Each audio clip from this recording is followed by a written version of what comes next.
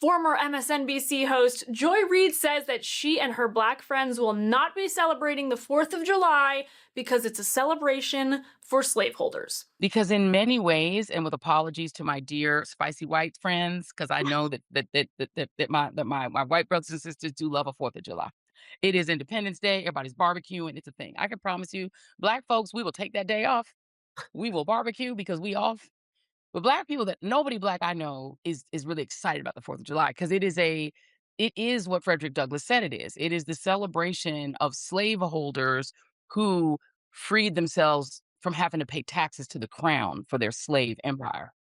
And that is what it is. I'm Caroline Downey of National Review, and that was Joy Reid doing what she does best, which is peddling racial grievance politics. Look, this is a reductive distortion that ignores the Declaration of Independence itself and the revolutionary ideas that challenged slavery. Particularly for African Americans, there's a duality to 4th of July that is hard to reconcile if you think about it too much. It's like indigenous people on Thanksgiving. They're like, yeah, but y'all are celebrating that, but this is actually our Nakba. You're celebrating the destruction of all of our lands, and y'all think all we did was give you corn. So they're like, it's not cute to us, but so y'all go ahead and celebrate your Thanksgiving. We're not giving thanks, okay?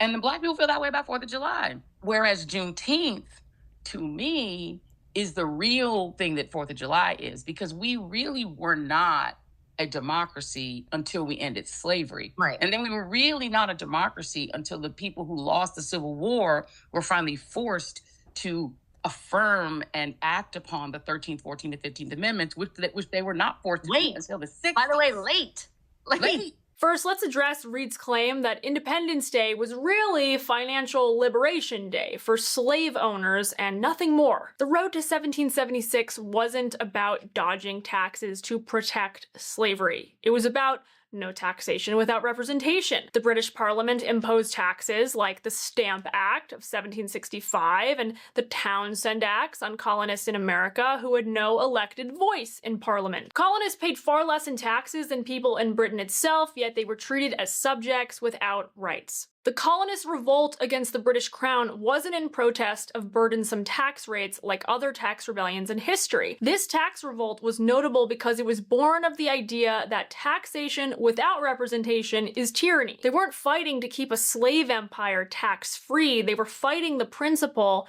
that a distant government could impose burdens without consent. The same principle that fueled abolitionist arguments later on. Now, nowhere does Joy Reid actually critically examine the Declaration of Independence and its signing and what that all meant. As I'm sure you know, it read, "We hold these truths to be self-evident that all men are created equal, that they are endowed by their creator with certain unalienable rights." This universal language of liberty later on became a weapon against slavery, which existed worldwide, not just in the colonies. Now, of course, it took way longer than we would have hoped to eradicate this grave evil, especially by contemporary standards, but the founders embedded in the Declaration the blueprint to end it. The revolution planted seeds of freedom that grew beyond the founders' flaws, and there was mixed opinion among the framers themselves about how explicit to make this exit option for slavery or even condemnation. Thomas Jefferson's original draft of the Declaration actually blamed King George III for imposing the slave trade on the colonies and inciting slave rebellions. He has waged cruel war against human nature itself, violating its most sacred rights of life and liberty in the persons of a distant people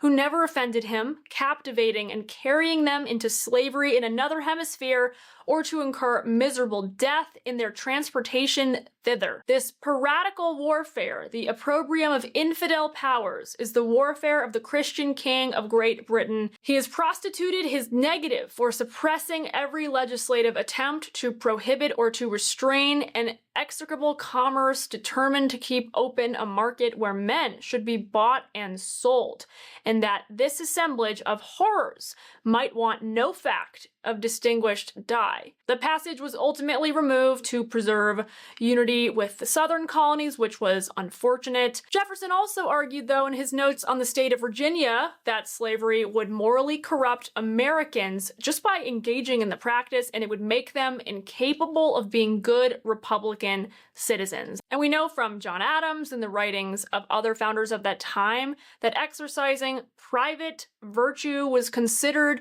a prerequisite to participating in the Republic of the United States in this form of limited government. Jefferson wrote, "There must doubtless be an unhappy influence on the manners of our people produced by the existence of slavery among us. The whole commerce between master and slave is a perpetual exercise of the most boisterous passions, the most unremitting despotism on the one part, and degrading submissions on the other. Many founders owned slaves, which was hypocritical, yes. But northern colonies were already moving toward abolition. The Revolution disrupted slavery. Thousands of enslaved people escaped to the British lines or fought for the Patriots with promises of freedom. And after the Revolution, slavery was banned in the Northwest Territory of 1787. The Constitution, in the Slave Trade Clause, then allowed future abolition of the slave trade, which happened in 1808. Roughly 5,000 to 9,000 Black patriots fought for American independence, both free and enslaved, serving in integrated units, militias, and the Navy.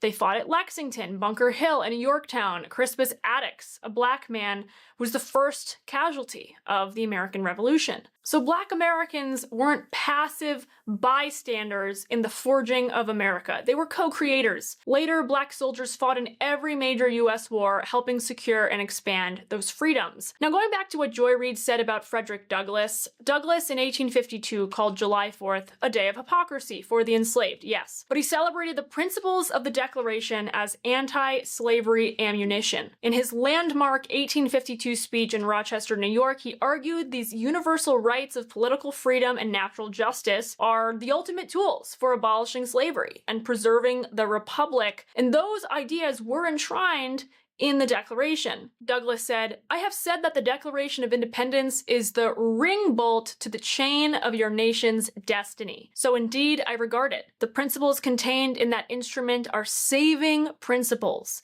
Stand by those principles. Be true to them on all occasions, in all places, against all foes, and at whatever cost." Joy Reid did not mention this part. The Revolution's liberty rhetoric accelerated anti-slavery momentum, even if imperfectly. The Declaration was a promise, and it took time to realize it fully. But reducing 1776 to slaveholders dodging taxes erases the radical break from the monarchy at the time, the birth of self-government, and the aspirational ideas that ended legal slavery in America. Joy Reid pushes division by cherry-picking history. Real patriotism confronts our nation's early defects while honoring its vision for progress. The 4th of July is not perfect. Of course it's not. It's aspirational. And that, ladies and gentlemen, is worth celebrating for everyone. It's not about pretending 1776 delivered instant liberty for everyone involved. It's about everyone who is American today claiming ownership